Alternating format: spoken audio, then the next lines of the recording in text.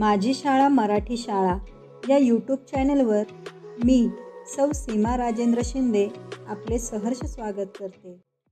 इयत्ता 3री विषय परिसर अभ्यास पाठ 11वा आपली हवेची गरज. आज आपण पाठावर आधारित स्वाध्याय व प्रश्नोत्तरांचा सराव करणार आहोत. प्रश्न पहिला, रिकाम्या जागी योग्य शब्द लिहा. 1. टिंब चालू असल्याने झोपलेल्या माणसाची छाती वर खाली होत असते. उत्तर श्वासोच्छवास. 2.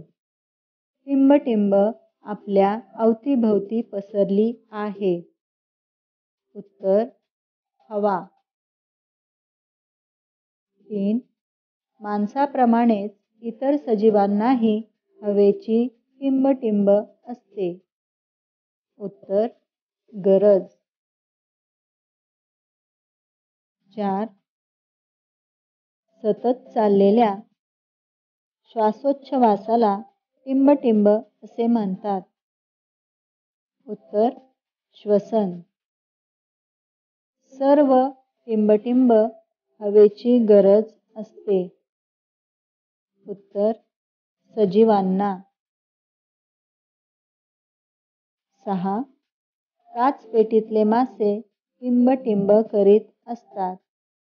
उत्तर श्वासोच्छवास. 7.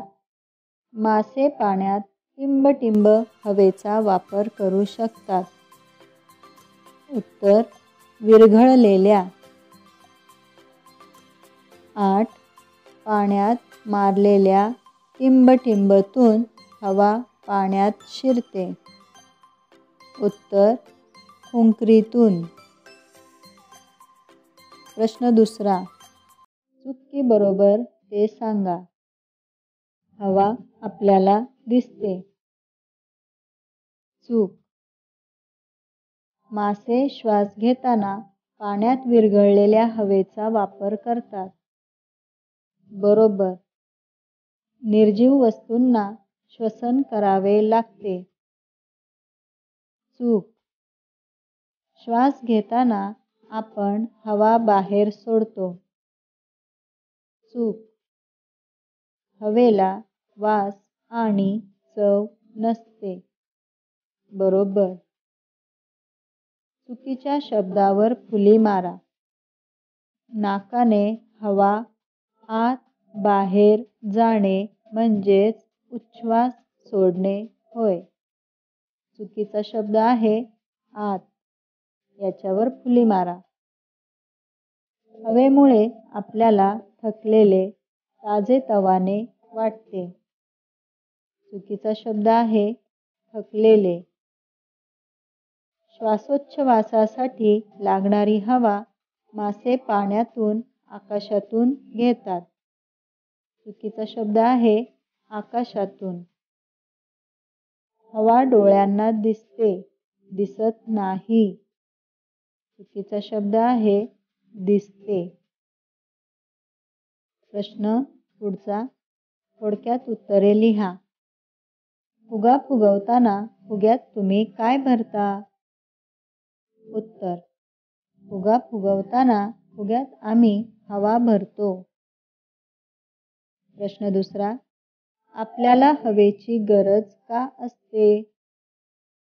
उत्तर आपल्या शरीराचे काम व्यवस्थित चालायला हवे यासाठी आपल्याला हवेची गरज असते. 3. कुत्रा श्वसन करतो हे तुम्हाला कसे कळते?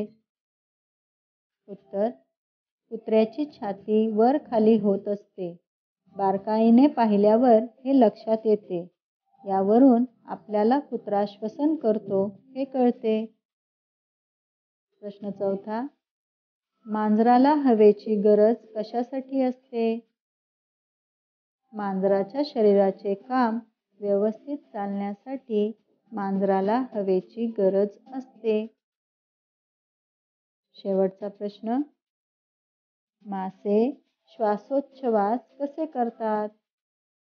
उत्तर मासे पाण्यात विरघळलेली हवा कल्ल्यांच्या मदतीने शरीरात घेतात.